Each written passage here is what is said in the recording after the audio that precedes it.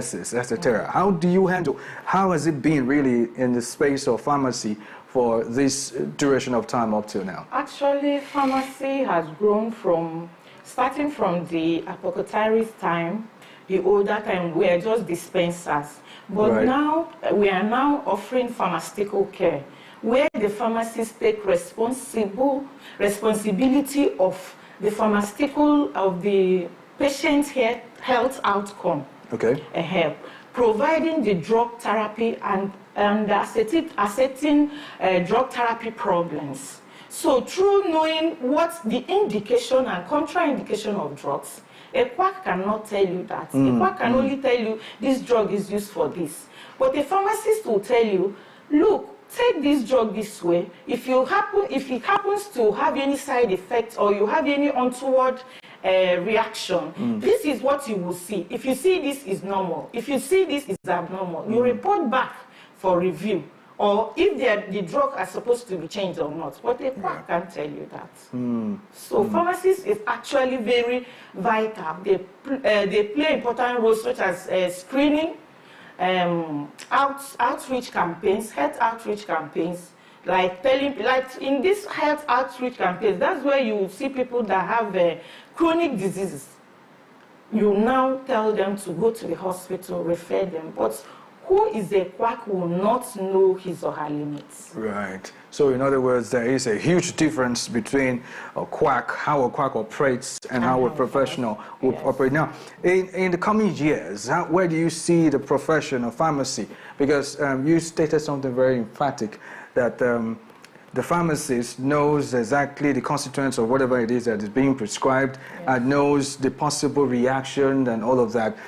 Where do you see pharmacists? I mean, do you think pharmacists will still be, no, let's not use that phrase. Let's put it this way. Do you think pharmacists, to a large extent, in the next few years, will be appreciated for what the things they generally do for Nigeria? Yes. Okay, why so? I like the way you're nodding your head. I'll come to you. They are really appreciated because in the hospital where I practice, we now have even consultant pharmacists. They specialize in areas like in antibiotic stewardship. You have a pharmacist that will tell you, look at, this is the antibiotic that is for reserve, this is for the one you will use immediately, so that we don't have drug resistance. We have specialists in drug anticoagulants. So a quack can, as we are reading, we improve ourselves, we improve our values. So you have people that have their PhDs, their professors that are working in hospital, they have their community pharmacists. They will offer you a better information about drugs. All right, so finally, just before we let you go, because we're running out of time real quickly. Now, tell me, is there anything specific, I'm speaking to you, doctor, is there anything specific that this particular day is expected to address, really? Okay, well, I was nodding the other time, you know, we really need to change our orientation about pharmacists, that's the entire populace, because you find out that the pharmacist now is not like before, that even when you go to hospitals, they give the drugs, you know, they just hand over drugs and walk away. Yes, exactly, at the windows. So the distance between the patient and the pharmacist was really much. But right now, it's now getting very close, because you actually have counseling points for patients. So whereby when they come to take their medications, they'll come around and you have a one-on-one with them. You educate them about the drugs that are being given, how we should be taking, the duration, you know, if they meet any side effects, why they should come back and all that. So before now, they didn't have all that. And right now, pharmacists are now in the wards, you know, because now pharmacists are now responsible, not just giving out the drugs, want to know what those drugs do to the body. So when you get to the patient bedside, you look at the drug therapy. Is it really doing what it's supposed to be doing? You know, so you look at that, you see if there's any drug therapy problem. A pharmacist now can detect it.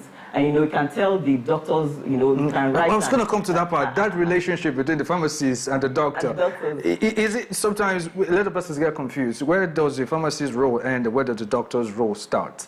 Okay, just like as I said, the pharmacist is the drug expert. Oh, so even when we get to the ward, even when we take our UNN students to the ward, we are particular about the drug therapy. We don't go into the doctor's diagnosis. Oh, great, Look at the drug therapy, you take them through, they will go through it to see if there's any drug interaction. Is there any need for an extra drug? Is there any need for a low dose? Is there a drug that was underdosed or overdosed? We look at all that, so we assess based on that. And when we do assessments, based on the drug therapy. Then we now bring in, if there's a drug that wasn't added, we add. You of course, you don't just add, you signify that this drug should be added, So it's not as if we are competing. We're not competing. I get that. That's clear. Yes, we're just for the drug therapy. All right, very well. I think that's a good place to leave it. Thank you so much for joining us this morning. And I want to tell you, I have someone who is also a pharmacist. That's why my heart goes out to you guys. Well done. Well done. Okay. And of course, I've been playing host to women here, two wonderful people. And they are pharmacists. And we've been talking specifically about World Pharmacist Day, and with a theme that, of course, has to do with meeting global health needs. And I was talking with Dr. Ogochukwu Onwujakwe, who is a chairman, Clinical Pharmacists Association of Nigeria, CPAN, Enugu State, and also had pharmacist Ayogu Theodora Afi, who is the deputy director at UNTH. Thank you so much again for coming. Thank you. I'll take a short break, and when we return, we'll be wrapping this up. Please stay.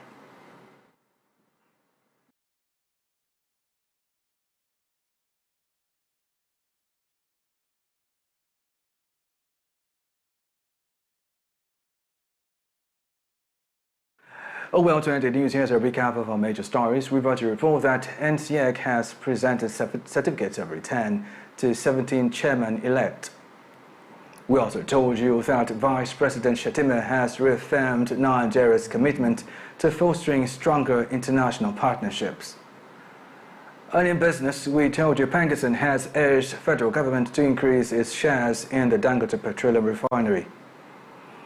We also heard on the news that President Zelensky has told UN Security Council that negotiations will not be enough to end the war in Ukraine.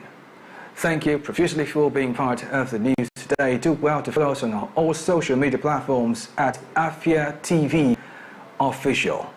I am Ubong Kings. Many thanks for watching. Good afternoon.